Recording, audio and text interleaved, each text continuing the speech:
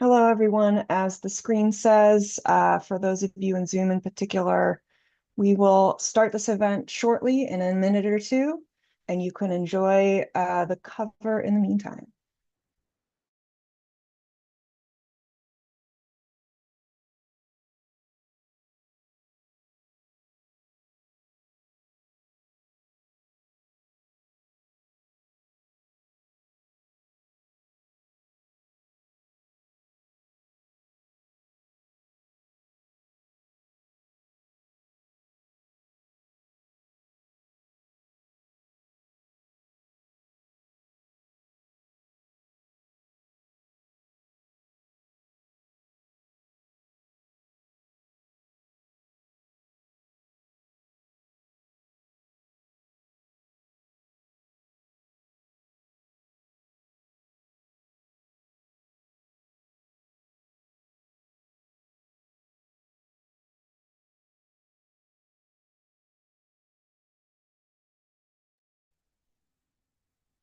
All right, I'm going to get us started. Thank you for joining us. I am going to be recording this meeting, so let me start that. And I called it a meeting, but it's not a meeting except that it's in Zoom, so everything is a meeting.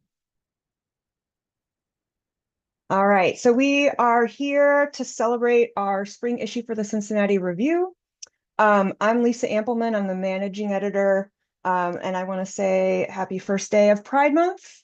Thank you for joining us and for your patience if we have any technical issues with Zoom or if you're watching from another platform with the live streaming. We've been wanting to host more events and to try this kind of process.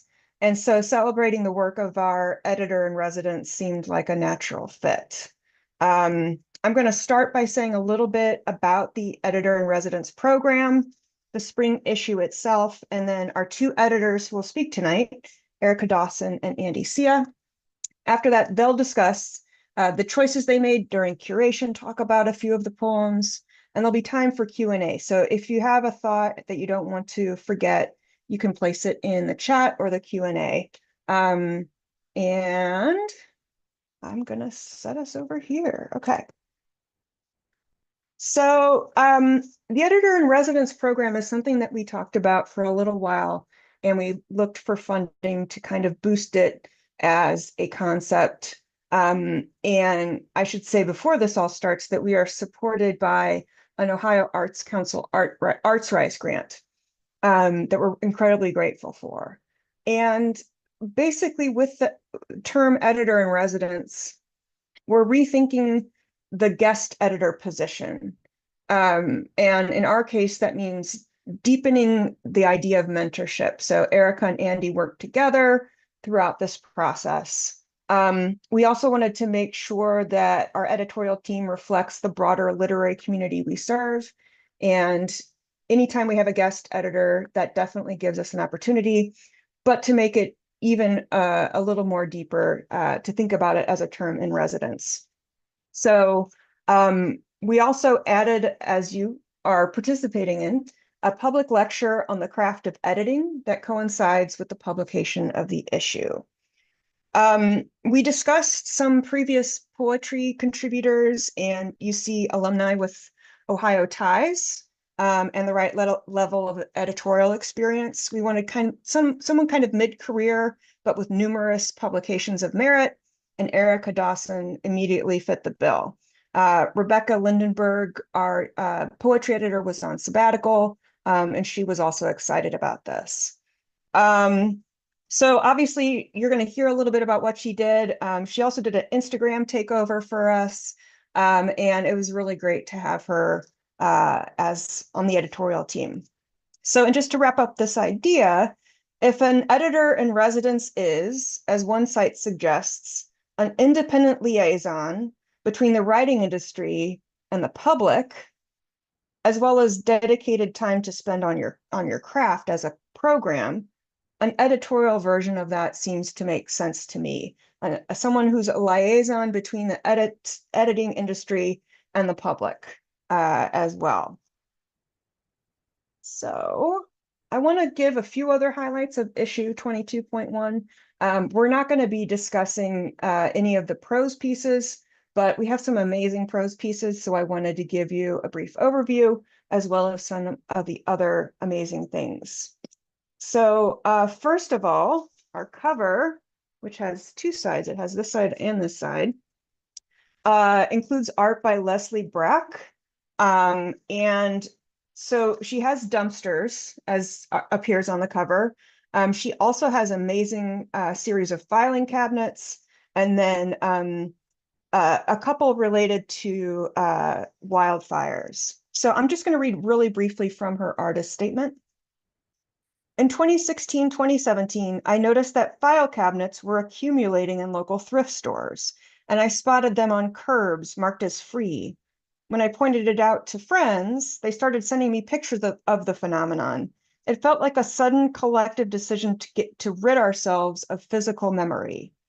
I think of each painting as the portrait of a unique presence in history. I am still surprised at how many different models, materials, types, colors of cabinets exist.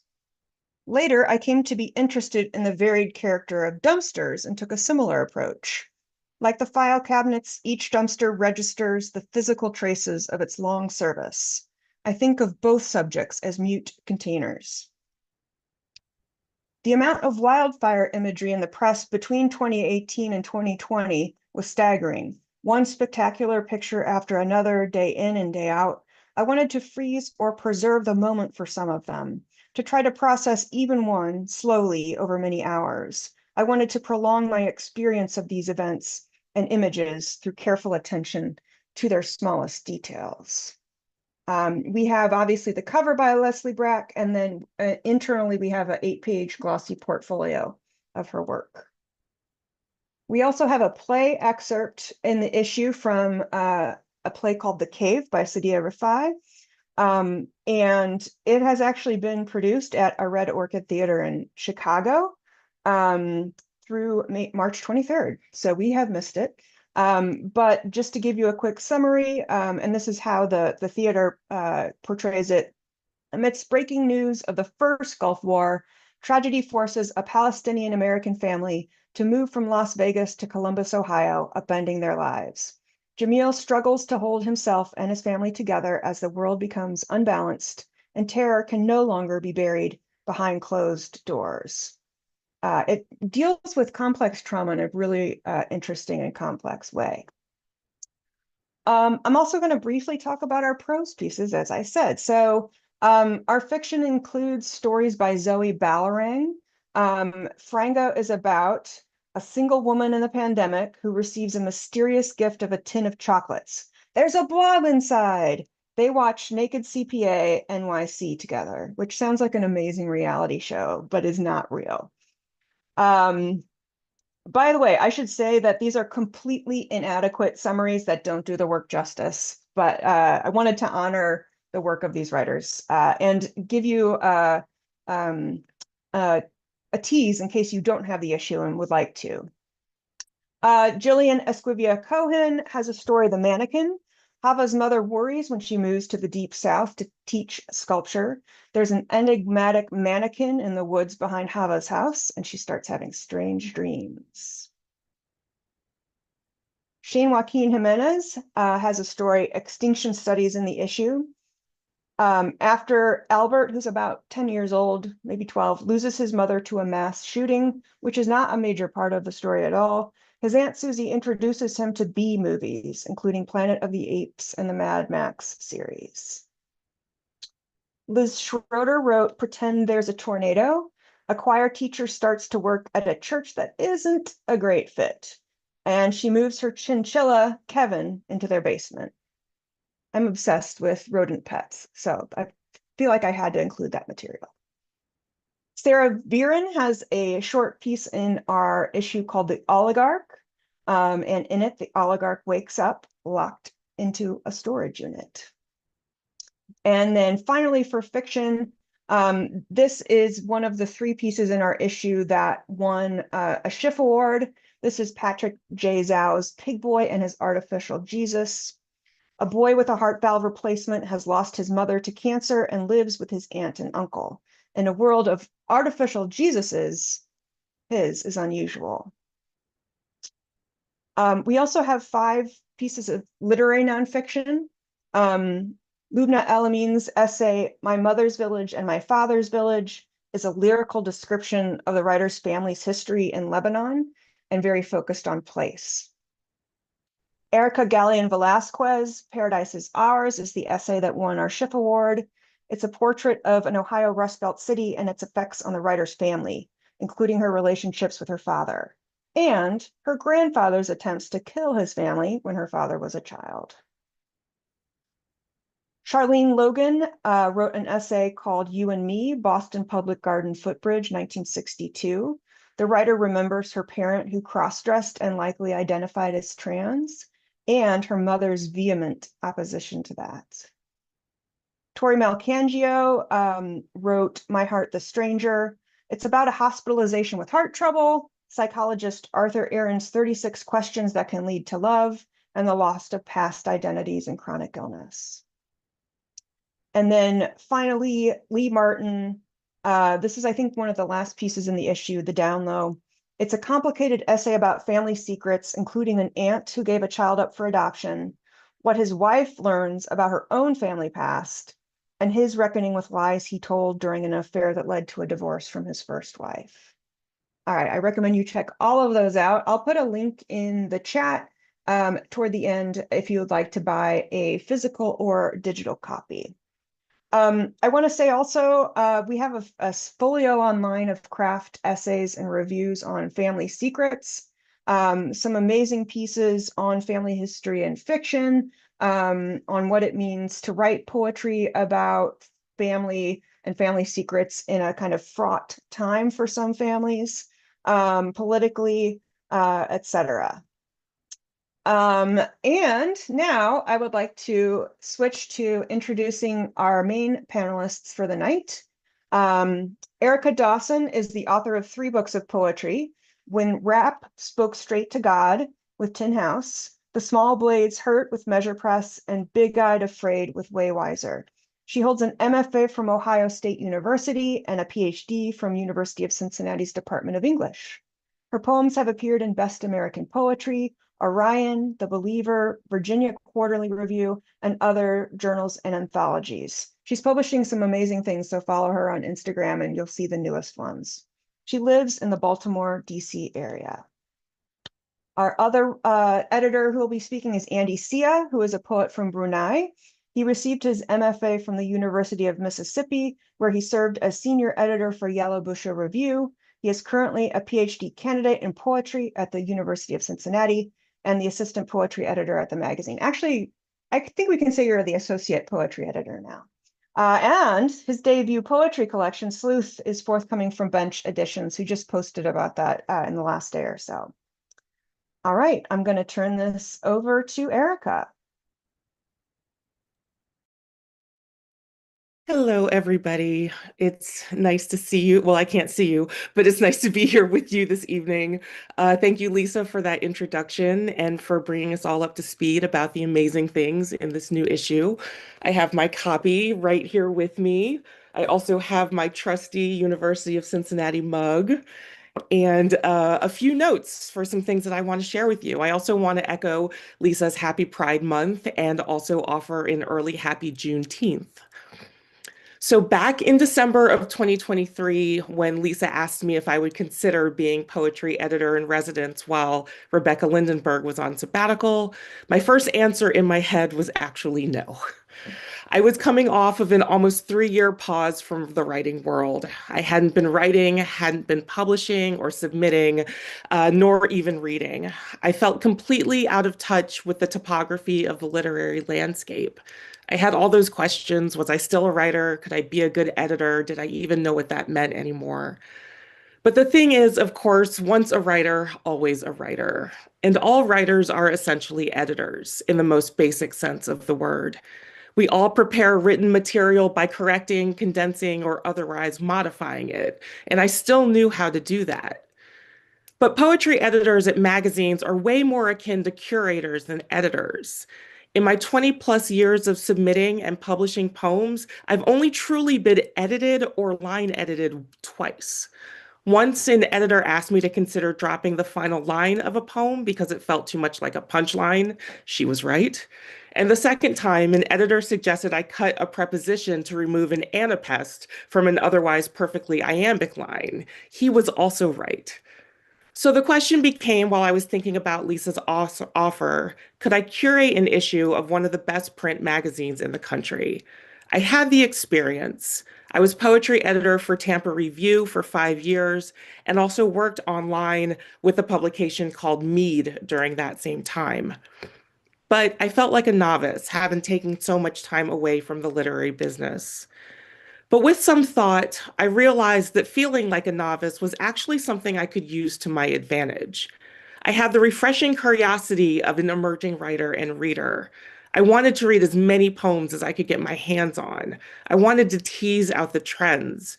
And diving into the slush pile at Cincinnati Review doesn't solicit work would give me the chance to reconnect with my community. Also, my own poetics completely aligned with the magazine's mission of working against past and present inequities by giving voice to individuals from systemically marginalized groups, including writers of color, non-binary and trans writers, members of the LGBTQIA+ community, older writers, neurodivergent writers, disabled writers, working class and low income writers, and all others who consider themselves underrepresented in contemporary literature. As a Black, female, neurodivergent, and disabled writer myself, I understand being part of an underrepresented population. And it has always been my goal to make a public artistic space for my voice and the voices of all other populations that are unrepresented in our society. So, as I began looking through the submissions passed on to me from the Cincinnati Review staff, mostly Andy, I was looking for these voices and any voices and work that demanded my attention. But before I get to what I was looking for specifically in the work, I will hand it over to Andy so he could tell us what he was looking for in the work that he then passed on to me. So, Andy, whenever you're ready. Yeah, thank you so much, Erica, and thank you so much, Lisa, for the introduction. Um, I'm so excited to be here to be celebrating this issue and, the contributors who make up this issue. I'm also a really nervous speaker in like public events, so I might be tripping up over some words, and I ask that you excuse and be patient with me if that is the case. Um, I think that I echo a lot of like sentiments in what you're like saying, Erica, particularly trying to approach the slash pow as a novice, which I take to mean, sort of approaching the work of reading with an open mind and, with a degree of enthusiasm, right, for what we might like find. But I should also say that reading is inherently, I think, a really like collaborative like process, and all the more so in Cincinnati like review. So I encounter work primarily in two ways, right? Oftentimes I would dive into the slash pile myself. And alternatively, I'm often, getting like work that's been passed to me through primary readers. I would often read work as they are without like looking at comments that are appended to like work and formulate my own thoughts and feelings about the work, and subsequently see if others have written, things about said like work. And so, in certain cases, in happy circumstances, my thinking might align with a primary reader who might already have thoughts about a certain piece and who have already written some stuff to advocate for the piece. And in those cases, I would just pass the piece along to Erica while noting my own sort of reading of that like piece. Other times, I might sit with a piece in a longer time and think about, what how a reader is encountering the piece and how that deviates from my own like thinking, or how that adds to what I might not be able to perceive immediately about that like piece. Um, the more I think like fundamental truth about reading is also a hard thing for me to express, right? Which is that reading is so personal, and it's also oftentimes such an emotional like act. Like for me, I like have heard this saying by editors, which is that you don't know what you're looking for until you have encountered it, which I know is like frustratingly like nebulous, but it's also really true, I think, in my own experience of reading as an editor.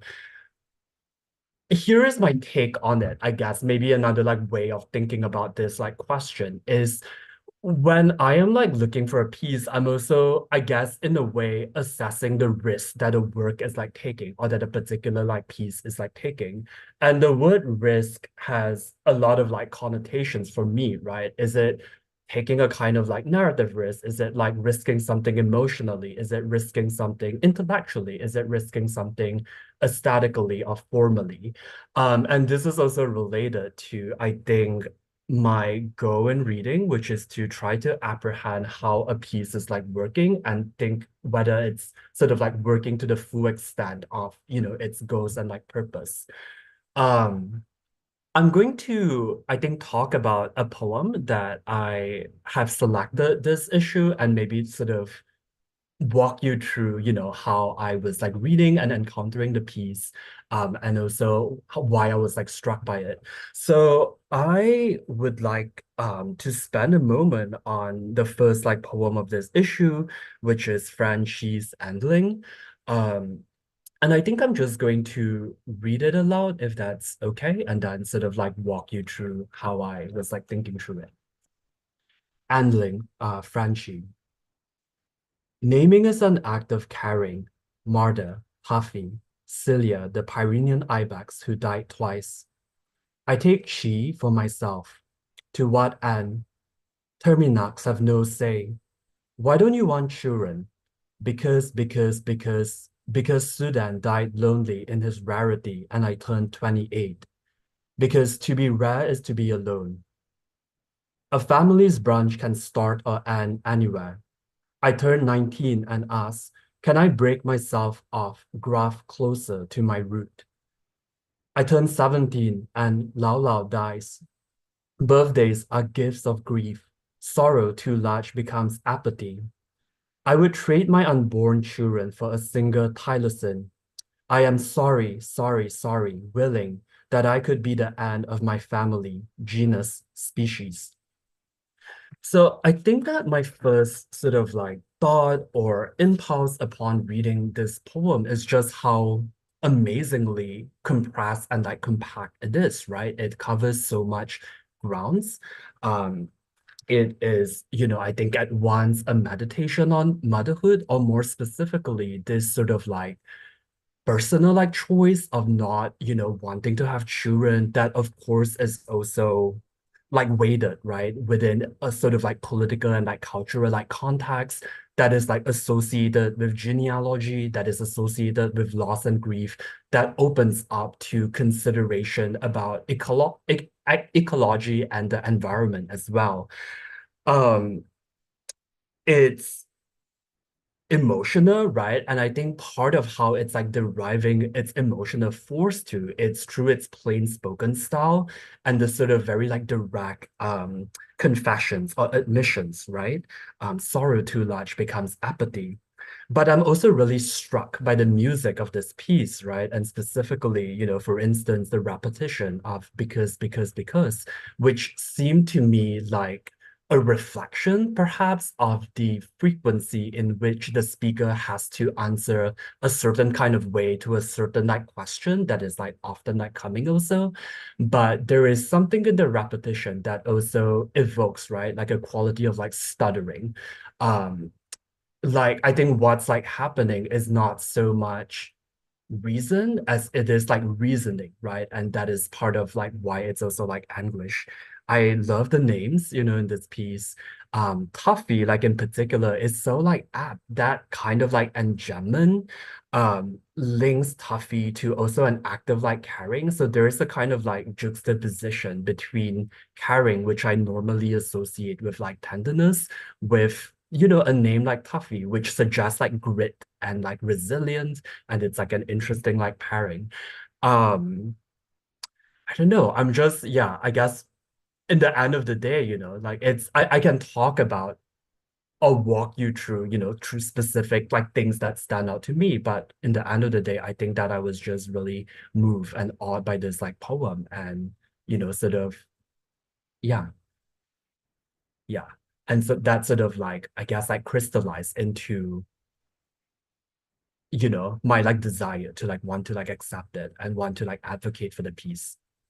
Um, Erica, how did you approach, sort of like choosing like pieces for yourself or like, thinking of like pieces to select for this like issue?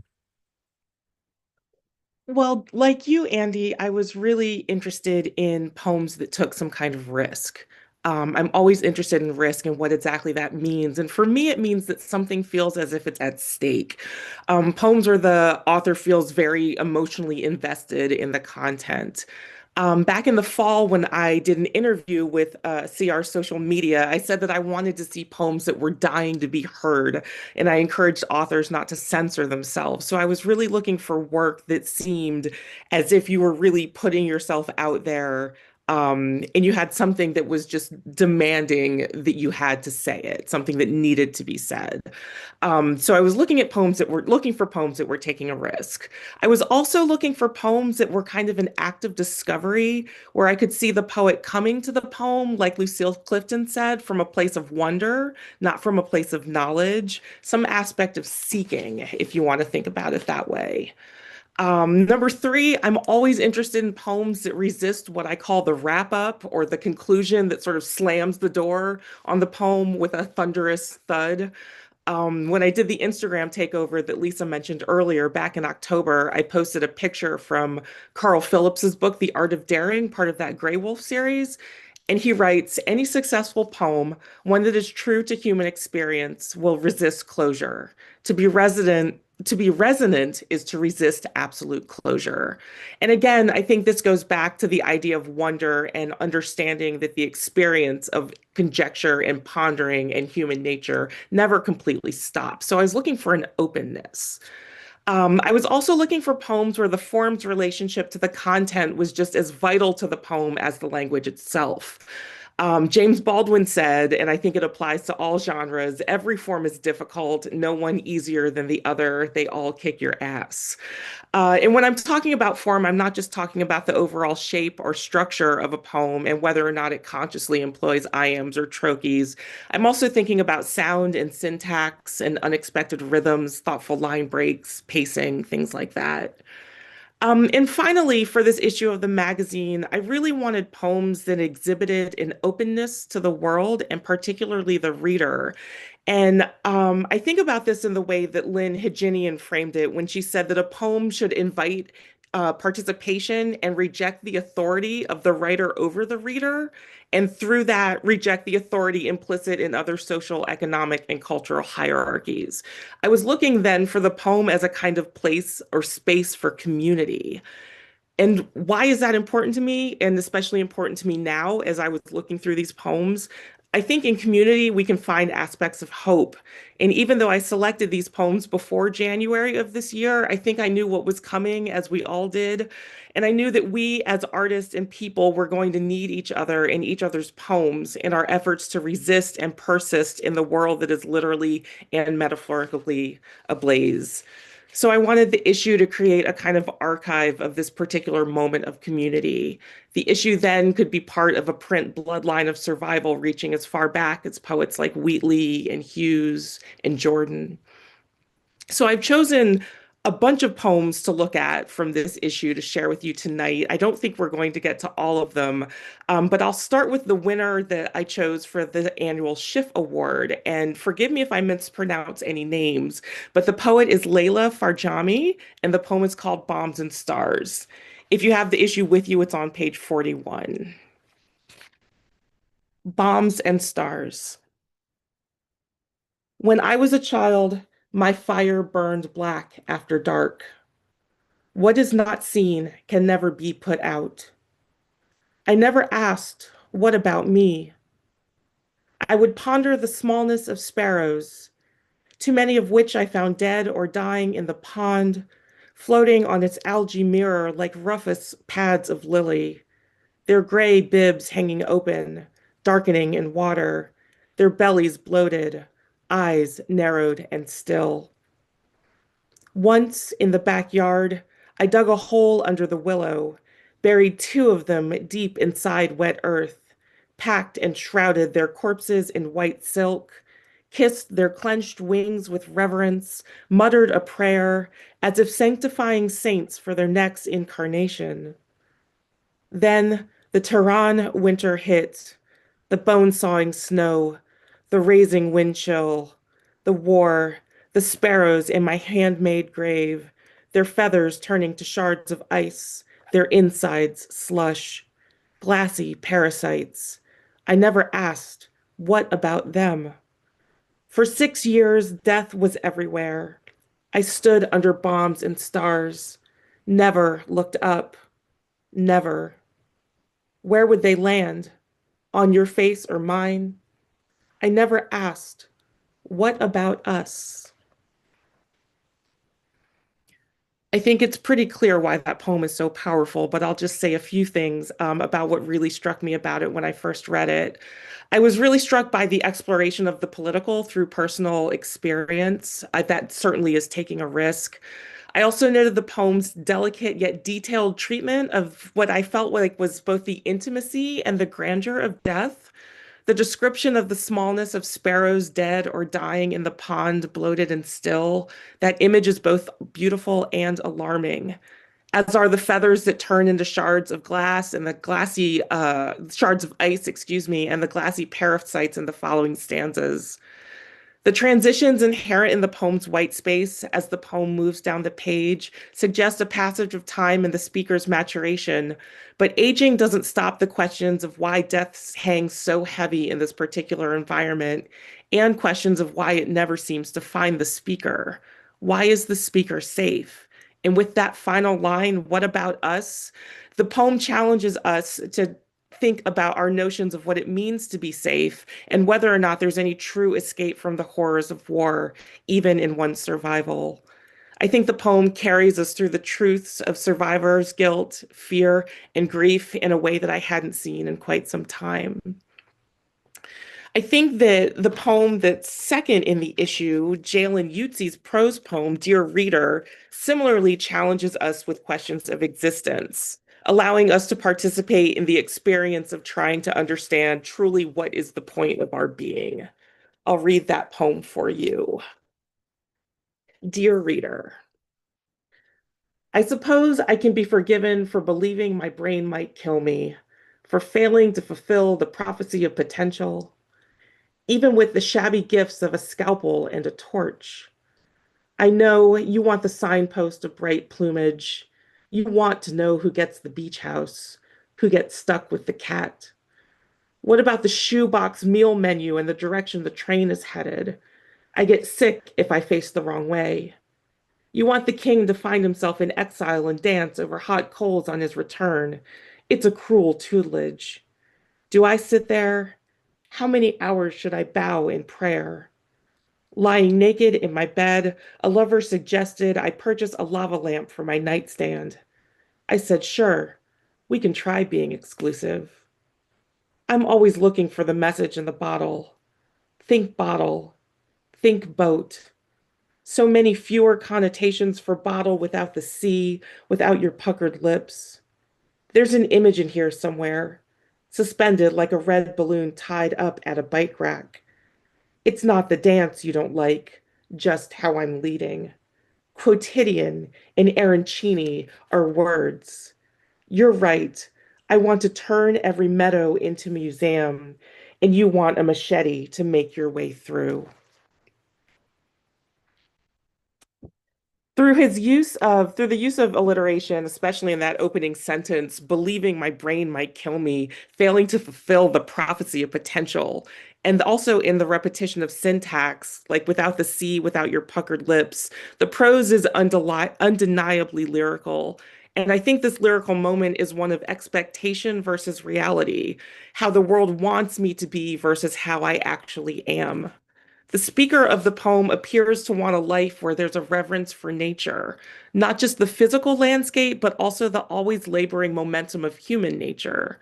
And in the poem, we move quickly and kinetically from seemingly random thought to thought. But there's a coherent story of seeking, of looking for that message in the message, while the rest of the world violently, in that final image of the machete, hacks its way through the days with questions of material things and the mundane. The language and rhythms of the poem are anything but expected. I found myself surprised at every single turn. I'd like to turn now to Serena Zhao's Pantoum Christened in the Met Cloisters on page 38. Going back to Baldwin's idea of a form kicking an author's ass, the Pantoum may be one of the most ass-kickingest forms of all. Those of you who've tried it know that to be true. It's always a risk. And yet, this poet makes it look absolutely effortless. The required repetition is everything a great Pantoum should be. It's haunting, it's mesmerizing, it's resonant. So this is Pantoum Christened in the Met Cloisters for Sophie Main. Beneath the arch's underbelly, a prayer falls to our heartbeats. This is how I touch my humanity. Fingers trailing a lavender stalk, whispers dripping in hushed symphony until a perfume wards off yesterday's sunken breath. Here, you count to 3, and this is how I touch my humanity. Fingers trailing a lavender stalk, chasing the seasons for any promise that June will not melt off yesterday's sunken breath. Here, you count to 3, your voice hugging the heat, the way I have always remembered chasing the seasons for any promise that June will not melt summer's cavernous skies into shadows of stained glass. Listen to your voice hugging the heat, the way I have always remembered Bible verses, tender but not yet ripe, like kissing a saint under summer's cavernous skies into shadows of stained glass. Listen to these sun-shrined walls and uncover the secrets of this tomb, of its Bible verses, tender but not yet ripe, like kissing a saint under history's grassy vistas, lavender pressed into your palms. Shed these sun-shrined walls and uncover the secrets of this tomb, of its whispers dripping in hushed symphony until its perfume wards history's grassy vistas, lavender pressed into your palms. Shed beneath the arch's underbelly, a prayer falls to our heartbeats. I almost don't even want to talk after reading the poem. I think it deserves the reverence of silence afterwards. But the music is just as lush as I think it could be, as she expertly, like Yutzi did in the previous poem I discussed, uses sonic devices, in this case, really unexpected assonance, things like whispers and dripping, or yesterday and breath, or heat and seasons. The poem for me is a meditation on the beauty of nature and the beauty of the language we have at our disposal to describe nature. It's almost itself a celebration of language. The commanding imperative phrasing of listen to your voice hugging the heat or shed these sun-shrined walls and uncover the secrets of this tomb opens the poem up to us so we too can feel the power of nature's pulse reverberating in our own chests. I love a poem that you can feel in your body. Moving on, but staying with the body, Michael Montlak's Let's Bring Back the Orgy, which is just a title I want to say over and over again, on page 78, if you have your issue handy.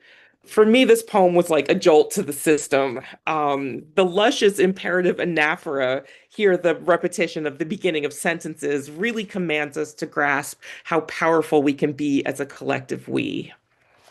This is Let's Bring Back the Orgy. Let's give ourselves license to pull each other's cords. I bet, like dolls, we would spit the same lines from the same movie, as if the script's been etched into our bones. Let's not deny our connective tissue. Let's be infused with the glee of a mob beelining for a one-day sale. Yes, and let's refuse miscellaneous tax. Let's swap curves, celebrating our common manufacturer, never forgetting we share the same body temperature, the way we forget pigeons are doves. Let's schedule a summit and sift through our junk drawers for what's been displaced. Let's go back and visit the ancients, maybe find what makes us magenta. Let's see how tectonic the collective we can be. Let's dare to join the chorus of humanity.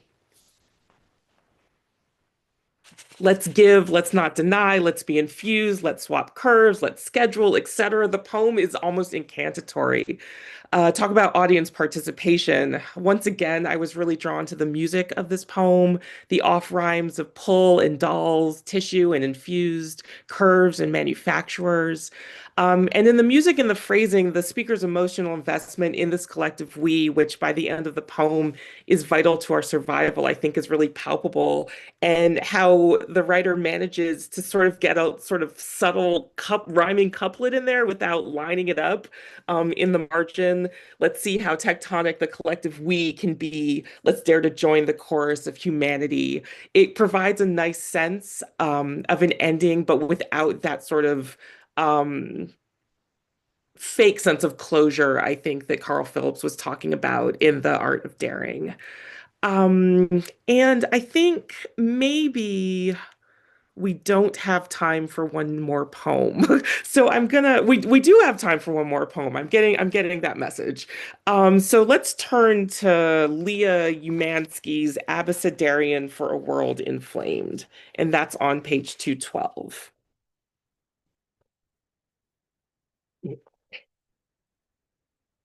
Any way you look at it, it seems the world is burning, that it is going up in flames, and it is. I cannot unsee the ways we are awful to one another, devouring one another in hatred, letting the thing envelop us, blind us, and no making, no creating, no fever dream will help. Friends do, and generosity, goodness even. Not the woman in the store the other day, heaving items past me, cutting me online as if I were invisible, even after I said, I'm online here. It is hard just to stay afloat in this world. You have to use all your kindness, unravel it slow like a small ribbon, a tender of longing, long for the way it feels, the warmth of it. Manifest that touch. It is emotional, evocative, yet necessary. Every one of us is just pushing lines around, operative, sure, in a way. We all get where we need to. Perhaps it is in writing or in craft. Perhaps it sits in the questions we ask ourselves. What is this life? Where is the raw edge of these days? Who really knows? I don't know. Just start at the beginning. Keep pushing those lines and see what thrives within you, what percolates, what yearns for your own undulating gaze. I imagine it will be bright, fresh, and lucid, veritably a way to step through the muddied past into the wondrous days ahead. It isn't all socially constructed. There are extra ways to construct the world that lies within us. Ordinarily, you might resist or persist, but don't. Take what you know and unzip it. The light is touching everything. The poem feels a bit more conversational than some of the other pieces that I've shared with you tonight, and that in and of itself is quite impressive given the demands of the abecedarian form, where the words at the start of each line, if you don't know, begin with the progressing letters of the alphabet from A to Z. To establish such a conversational tone where the form really fuels the content, picking up speed with every line break immediately fascinated me. When I was a doctoral candidate at Cincinnati, David St. John visited and he talked about the power positions of the lines, the first and the last words. And if you just read the first word of each line of Umansky's poem, you get a kind of poem in and of itself. Any burning, cannot, devouring, envelop, fever, goodness, heaving, invisible, just, kindness, longing, manifest, necessary.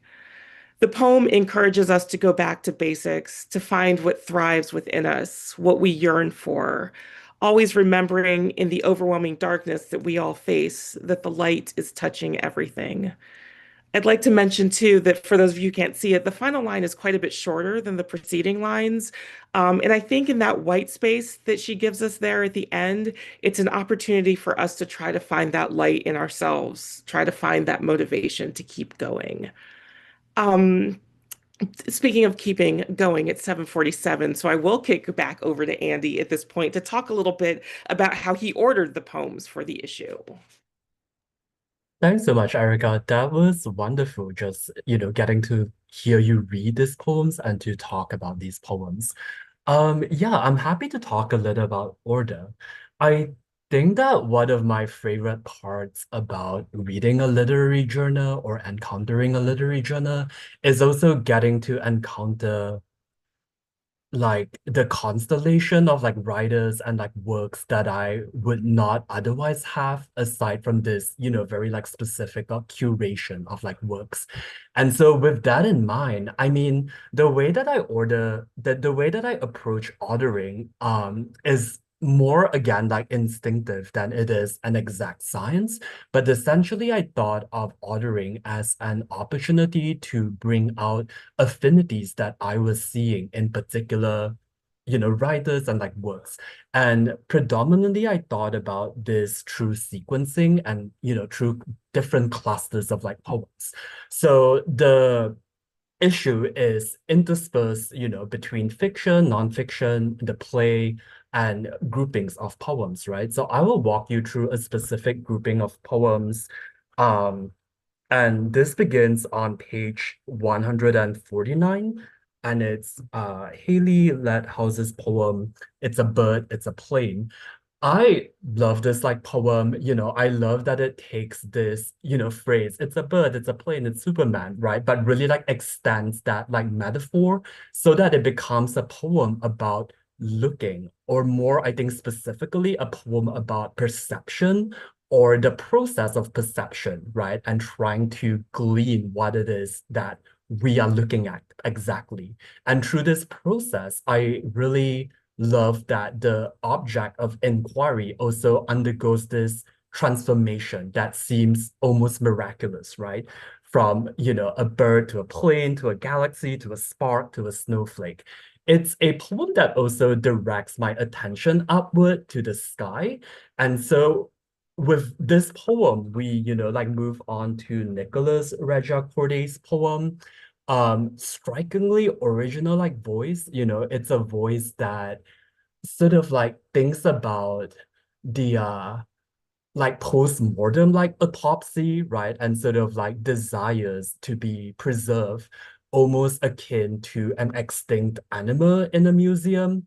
And so I was thinking, I think, of the juxtaposition of looking upward and then, going to this like voice that seems to be on ground level, but at the same time dreaming, right, of being hoisted up in the air. So there seems to be some sort of like tension to be in just the way that I'm like moving that feels productive. We move on to James Ciano, Coney Island Baby. A poem that's like written in like clipped short sentences that seem to me to reflect the framework, this particular framework of masculinity that the poem is also exploring, right? Which is very like constraining and, in many ways harmful also. So to go from, this like literal act of like preservation and to have one's like bones displayed in a museum to this exploration of like masculinity, there's, again, something like an affinity like that, was like speaking to me. And of course, we move on to Edwards's poem, Morning Ritual Santo, which is a really marvelous, poem that's comprised of I think quotes, sayings, excerpts from the author's family like members, poems that they have written, things that they have like written. I was struck by the eulogic tone, undertone, and overtone of this piece. Um, and also, sort of like taking that to be in relation to um family relationships that is, that the author's like writing about in relation to a world that is devastated by climate change. And so Yeah, and so I was thinking about that, and also, of course, thinking back to Franchi's like poem. What I like about Edwards's poem too is that baked into the former like structure of the poem, it also seems to be a kind of way of like thinking about like climate change, right? Which is to, a sort of like artistic like coalition, right? Or community. Um, yeah, I don't know. I wish I could boil it down to a more like exact science. But again, I think that the process of ordering for me is pretty like idiosyncratic and again, sort of like following my own like impulse. And with that in mind too, I suppose I would encourage you, as readers of this issue to chart your own affinities, right? And also to reach out to one another, to reach out to people whose work that you admire in this like issue. Um, as Erica was saying, right, if we think about the literary like journal as an opportunity and an avenue for community, I'm also thinking of this particular issue as well as the genre of like literary journals in general of just how we might extend this, connections and relationships ahead, right, through space and time. So I would, yeah, like invite you to do that if you have not already done that or already thinking about that. Erica, I'll pass it back to you. I think that's a really great idea. I know that one of the things that means the most to me as an author is when someone reaches out to me on Instagram or, finds my email or somehow I had an author send me a postcard, which was amazing. But just to reach out to someone and tell them that their work touched you in some way is a really meaningful thing and a really great way to create the community that Andy and I have been talking about tonight. We could have talked about any of the poems in the issue, and I think you'd walk away with the same. I hope that you would walk away with the same impression, and that's that these are all amazing pieces that are really honing in on ideas of humanity and what it means to be an individual and part of a family and part of a community and part of the larger world. And for me, in that humanity, there's kind of a lessons of resistance and persistence. Literary magazines and arts organizations are in danger, public media is in danger, museums are in danger, actual lives are in danger. I don't want to live in a world where machines are taking over the work of artists and their wonderful and worthy imaginations. And I think each poem in this issue allows us to use our minds to conceptualize a future where art continues to matter. And I hope that you feel that way when you read the work. If you haven't gotten yourself a copy of the issue, please do. All of the pieces are amazing. I've read it front to back. You could give me a quiz and I could answer all the questions. But at the risk of being a little bit too sappy, I want to say that it really was a blessing to have the opportunity to work with these exceptional poems while curating the issue. I want to thank Lisa for her trust and Andy for his excellent eye. And I want to thank all of you for listening to our conversation this evening. Yes, I will take over again now and say thank you, Erica and Andy, for all the labor, cognitive, emotional, all the time. Um, and we have a couple minutes, audience, if you have any questions you would like to ask. To be honest, I have never hosted this particular kind of Zoom meeting, which is a webinar technically. So I will keep an eye out on the chat and Q&A. And I will also start by maybe asking one of my own questions. Um, the I actually am one of the readers of early on of submissions. Sometimes, especially in the summer when I have the fall issue into the typesetter, I even read straight from the queue. And one thing that I've had to think about, but I'm curious how you two approached it, is what kind of poem gets a very nice rejection uh, and doesn't make the cut, just doesn't make the cut, because we have so many very great poems that we have in the submissions pile, and we can't say yes to everything. So for those that are like just a foot outside, what would you say is if you have any kind of things that you're thinking kind of overtly about that? That is probably the toughest question you could ask, Lisa. I'm not quite sure how to answer it because I mean, there are countless poems that get rejected that I would have loved to have included in the issue, but Lisa told me I had a certain number of pages and I had to fill only that. Actually, I went over that number of pages and she was very kind about it, but I didn't want to push it too far. But I think the poems that sort of just missed the mark were poems that I thought were impressive, but maybe still could use a little bit of editing, a little bit of sharpening, a little bit more focus. Perhaps they were working in a form and the form was still feeling a little bit awkward to the poem.